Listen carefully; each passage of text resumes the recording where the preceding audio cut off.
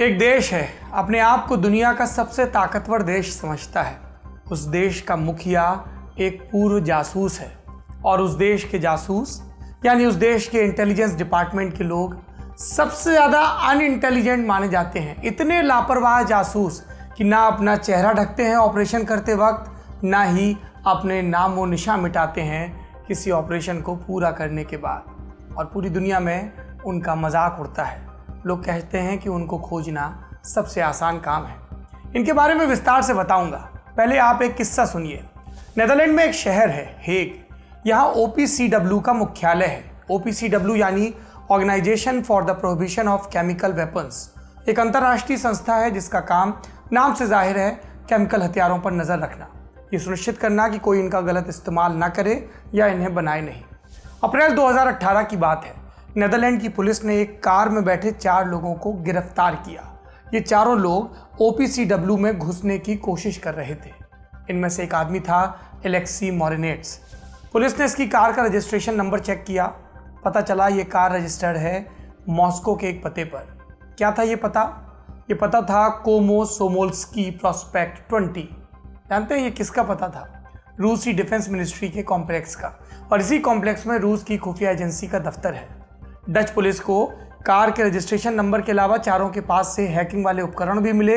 एक लैपटॉप भी मिला जिसमें पहले किए गए साइबर हमलों का डेटा भी सुरक्षित था। और सबसे मज़ेदार चीज़, इनके पास से मिली एक रसीद, एक टैक्सी की, जिसे किराए पर लिया गया था एक रूसी खुफिया एजेंसी के ऑफिस से मॉस्को एयरपोर्ट तक जाने के लिए। अब आप सोचिए, आप जासूस हैं, सीक्रेट मिशन पर गए हैं और पर्स में एक रसीद रखे हुए हैं जो एक नज़र में बता देगी कि आप कहाँ से आए हैं, किस लिए आए हैं। अल जजीरा के पत्रकार ने इस खबर पर लिखा कि उस एजेंट ने टैक्सी की रसीद संभाली होगी ये सोचकर कि लौटकर पैसा वापस लेना होगा, रीइंबर्स करवाना होगा। इस मिसाल से आप समझिए कि रूस की खुफिया एजेंसी का क्या हाल है। जी नमस्ते, मेरा नाम सौरभ द्विवेदी है और आज के लल्लन टॉप में दुनियादारी में बात होगी रूस की खुफिया एजेंसी की लापरवाहियों की। क्यों बात होगी? क्योंकि इस खुफिया एजेंसी को लेकर आजकल बवाल मचा है। पिछले कुछ दिनों से दुनिया भर में सुर्खियां बन रही हैं और इन सुर्खियों का सरताज है खुफिया एजेंसी का एक खास महकमा, एक खास यूनिट। इस हेडलाइन की शुरुआत हुई 26 जून को। उस रोज न्यूयॉर्क टाइम्स ने एक एक्सक्लूसिव खबर चलाई। इसके मुताबिक रूसी खुफिया एजेंसी की एक यूनिट तालिबान को पैसे दे रही है। हमने दुनियादारी में सुर्खियों में आपको इस खबर के बारे में बताया था। क्या है पूरी खबर? अफगानिस्तान में जिन अमेरिकी सैनिकों को तैनात किया गया है नाटो फोर्सेस के तहत, उन पर जानलेवा हमले करने के लिए रूस की खुफिया एजेंसी पैसे खर्च कर रही है, तालिबान को पैसे दे रही है। 2019 में अफगानिस्तान के अंदर 20 अमेरिकी सैनिक घात लगाकर मारे गए। इसमें कितनी हत्याओं के पीछे रूस का हाथ है, ये जानकारी अभी पूरी तरह बाहर नहीं आई, लेकिन न्यूयॉर्क टाइम्स के अलावा वॉशिंगटन पोस्ट और वॉल स्ट्रीट जर्नल समेत कई अखबारों ने ये खबर छापी। इसके बाद आया एक आधिकारिक बयान अमेरिकी रक्षा मुख्यालय यानी पेंटागन की तरफ से। 9 जुलाई को पेंटागन के चीफ मार्क एस्पर का बयान आया। उन्होंने कहा कि तालिबान और रूसी पेमेंट वाली खुफिया रिपोर्ट से हम वाकिफ हैं। एस्पर ने यह बयान अमेरिका की एक संसदीय कमेटी के सामने पूछताछ के दौरान दिया था। इस पूछताछ में अमेरिका के टॉप फौजी जनरलों को भी तलब किया गया था। रूस पर लगे इन इल्जामों का क्या मतलब है? इसका मतलब है एक्ट ऑफ वॉर, यानी एक देश द्वारा दूसरे देश के खिलाफ की गई युद्ध संबंधी भड़काऊ गतिविधि। अगर ये साबित हो जाता है तो तनाव भड़क सकता है। और इस पूरे बवाल का सेंटर क्या है? एक रूसी खुफिया यूनिट जिसका नाम है 29155 29155। ये यूनिट रूस की मिलिट्री इंटेलिजेंस एजेंसी का हिस्सा है। इसका आधिकारिक नाम क्या है एजेंसी का? Main directorate of the Russian general chief of staff, short में इसको कहते हैं GU। लेकिन GU एजेंसी का प्रचलित नाम नहीं है, प्रचलित नाम है GRU। GRU का क्या चक्कर है? चक्कर है पुराने माल की नई पैकेजिंग का। आधुनिक रूसी इतिहास के 2 दौर हैं। पहला 1991 से पहले जब रूस सोवियत संघ का हिस्सा था, और दूसरा सोवियत विघटन के बाद वाला रूस। सोवियत वाले दौर में एजेंसी का नाम हुआ करता था GRU, रूसी नाम का शॉर्ट फॉर्म। और काम क्या था इसका? विदेशी सेनाओं से जुड़ी खुफिया जानकारियां इकट्ठा करना। जब सोवियत संघ का विघटन हुआ तो इसका नए सिरे से गठन हुआ, और गठन के बाद नाम क्या मिला? जनरल नोगो इश्ताबा, और इसी का शॉर्ट फॉर्म हो गया GU। नाम के इस फर्क के अलावा दोनों संगठनों में कोई खास अंतर नहीं था। लोग कहते कि बदलाव बस इतना कि नाम में एक अक्षर उड़ गया। ऐसे में इसका वही पुराना नाम GRU अभी भी प्रचलित है। क्या करता है GRU? ये एजेंसी विदेश में सक्रिय खुफिया एजेंसियों के ढांचे को समझिए तो समझ में आ जाएगा इसका काम। विदेश में जो एजेंसियां होती हैं सक्रिय, वो उनके दो मुख्य काम होते हैं। पहला होता है पॉलिटिकल महत्व की जानकारियां लेना और दूसरा सैन्य महत्व की जानकारियां लेना। दोनों चुनौती से भरे काम है। ऐसे में कई देश क्या करते हैं, अपनी फॉरेन सीक्रेट सर्विस को दो हिस्सों में बांट देते हैं। सोवियत भी ऐसा ही कर रहा था। केजीबी देखती थी बाहरी देशों से जुड़ी पॉलिटिकल और सिविलियन इंटेलिजेंस का काम, और जीआरयू देखती थी विदेशी मिलिट्री इंटेलिजेंस का काम। केजीबी की जगह अब रूस में है एसवीआर और जीआरयू की जगह जीयू। हालांकि इन दोनों के अलावा एक और खुफिया एजेंसी है एफएसबी। ये रूस की घरेलू सुरक्षा और उससे जुड़े खुफिया ऑपरेशंस देखती है। सबसे ताकतवर स्पाई एजेंसी मानी जाती है रूस की, और एक जमाने में व्लादिमीर पुतिन इसी एफएसबी का हिस्सा थे। फिर से लौटते हैं जीआरयू पर। ये किसके प्रति जवाबदेह है? इसकी कमांड में है 3 लोग रूसी रक्षा विभाग के तहत। ये रिपोर्ट करती है रूसी राष्ट्रपति, देश के रक्षा मंत्री और देश के chief of the general staff, यानी तीनों सेनाओं के मुखिया को। और इन तीनों पदों पर कौन है? राष्ट्रपति व्लादिमीर पुतिन, रक्षा मंत्री सेर्गी शोइगु और chief of the general staff Valery Gerasimov. ये 3 रूस के सबसे ताकतवर लोग हैं। खासियत क्या है जीआरयू की?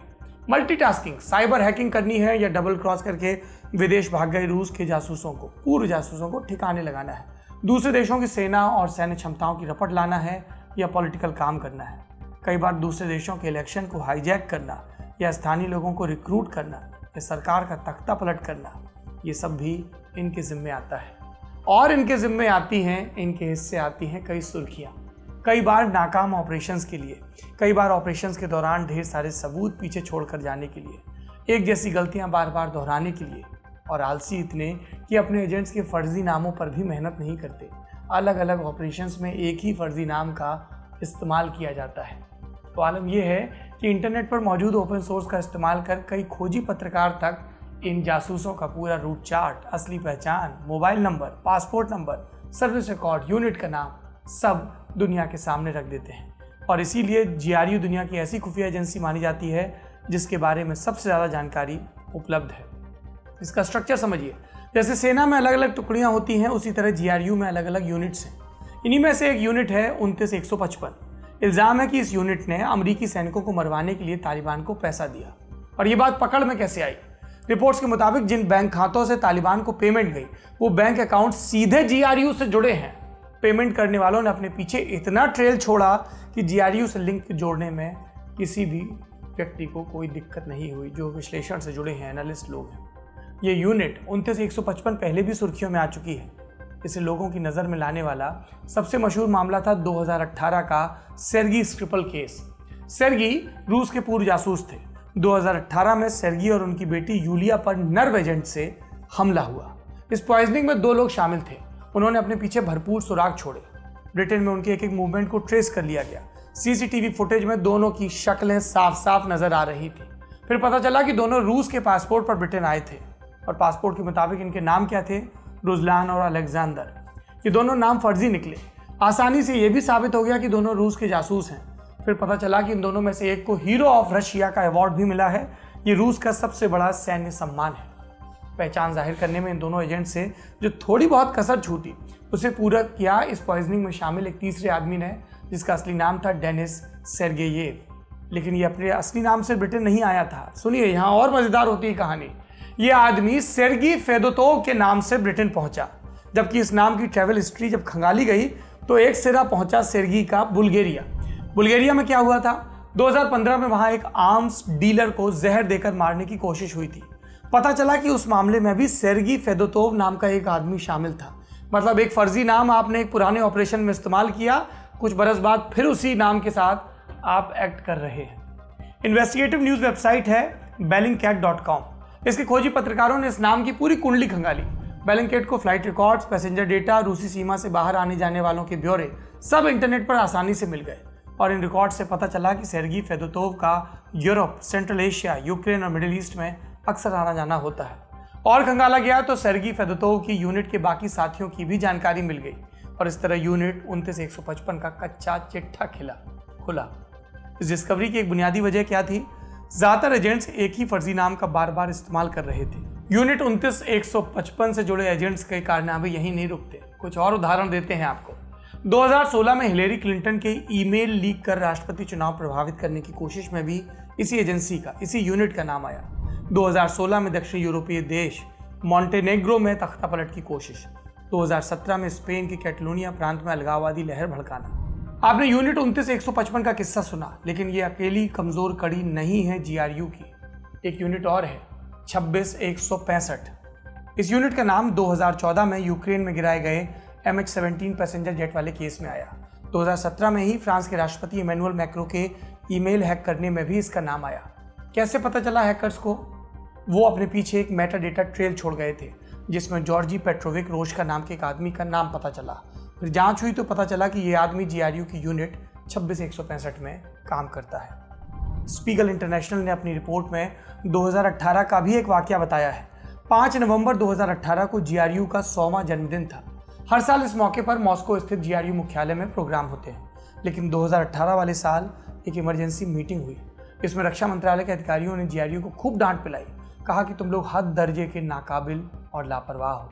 फिर एक अधिकारी ने तो खींचते हुए कह दिया कि ऐसा क्यों नहीं करते कि मिशन के दौरान माथे पर बुदेनोव्का पहन लो। अब ये बुदेनोव्का क्या है? बुदेनोव्का एक खास तरह की ऊनी टोपी होती थी, जिसमें सामने एक बड़ा सा लाल सितारा बना होता था, सोवियत संघ का प्रतीक रेड स्टार। इसको सोवियत की रेड आर्मी के सैनिक पहनते थे। इस टोपी के चलते दूर से पता चल जाता था कि सोवियत संघ के सैनिक आ रहे हैं। रक्षा अधिकारियों ने यह बात जासूसों से तंज में कही थी कि बुदेनोव्का पहनकर घूमने लगो, ताकि सबको पता चल जाए कि तुम रूस के हो, क्योंकि वैसे भी तुम सबूत तो खूब छोड़ ही आते हो। ये था दुनियादारी का आज का बड़ी खबर सेगमेंट। अब बढ़ते हैं सुर्खियों की तरफ। पहली सुर्खी साउथ कोरिया से है। इसकी राजधानी सोल के मेयर थे पार्क वोन सून। राष्ट्रपति के बाद सबसे ताकतवर नेता माने जाते थे। 9 जुलाई को वो लापता हो गए। पुलिस ने तलाश की, रात होते होते उनकी लाश मिली। इसे आत्महत्या के एंगल से जांचा जा रहा है। 8 जुलाई को एक महिला ने मेयर पर यौन शोषण का आरोप लगाया था। अब पुलिस को उनका लिखा एक खत मिला, जिसमें लिखा है, जिंदगी में साथ रहने वालों का शुक्रिया, सभी से माफ़ी मांगता हूँ, अफसोस है कि मैंने अपने परिवार को सिर्फ दर्द दिया। दूसरी सुर्खी नाइजीरिया से है। यहाँ एक सैन्य काफिले पर हमला हुआ, जिसमें 35 सैनिकों की मौत हो गई, 30 लापता हैं। हमले के पीछे इस्लामिक स्टेट का हाथ होने की आशंका है। उत्तरी पूर्वी नाइजीरिया में दशकों से गृहयुद्ध जैसे हालात हैं। 36,000 लोग मर चुके हैं अब तक, और 20 लाख से अधिक लोगों को अपना घर छोड़ना पड़ा है। तीसरी सुर्खी है बोलीविया से। यहाँ अंतरिम राष्ट्रपति हैं जीनिन अंज, वो कोरोना पॉजिटिव पाई गई है। इसके अलावा बोलीविया सरकार के लगभग 7 मंत्री भी कोरोना संक्रमित हैं, जिसमें हेल्थ मिनिस्टर भी शामिल हैं। यहाँ पर 43,000 से ज़्यादा केस मिले हैं और मरने वालों की संख्या 1,500 से ज़्यादा बताई गई है। ये थी सुर्खियाँ। अब बढ़ते हैं तारीख सेक्शन की तरफ। आज तारीख है 10 जुलाई और इसका संबंध है एक मशहूर मुकदमे से जो नज़ीर बना, जिसमें एक तरफ विज्ञान था, दूसरी तरफ धर्म। इस ट्रायल को कहा जाता है स्कोप्स मंकी ट्रायल। इसकी शुरुआत हुई आज से 95 बरस पहले, यानी 10 जुलाई 1925 को। इस मुकदमे की जगह थी अमेरिका का टेनेसी प्रांत। यहाँ हाई स्कूल में एक साइंस के टीचर थे, उनका नाम था जॉन स्कोप्स। उन पर इल्ज़ाम लगा कि उन्होंने प्रांत के कानून का उल्लंघन किया है। इस कानून का नाम था बटलर एक्ट। और ये एक्ट क्या था, कानून क्या था? ये विज्ञान विरोधी कानून था। इसके मुताबिक स्कूलों में थ्योरी ऑफ एवोल्यूशन पढ़ाई जाने की मनाही थी। डार्विन की ये थ्योरी जीव विकास का सिद्धांत देती है। कहती है कि विकास के क्रम में जीवों के अंदर किस तरह के बदलाव आए, इसमें ह्यूमन एवोल्यूशन का भी सिद्धांत है। और यही सिद्धांत कहता है कि हमारे पूर्वज बंदरों से इवॉल्व हुए। लेकिन ये थ्योरी बाइबल के मुताबिक नहीं थी।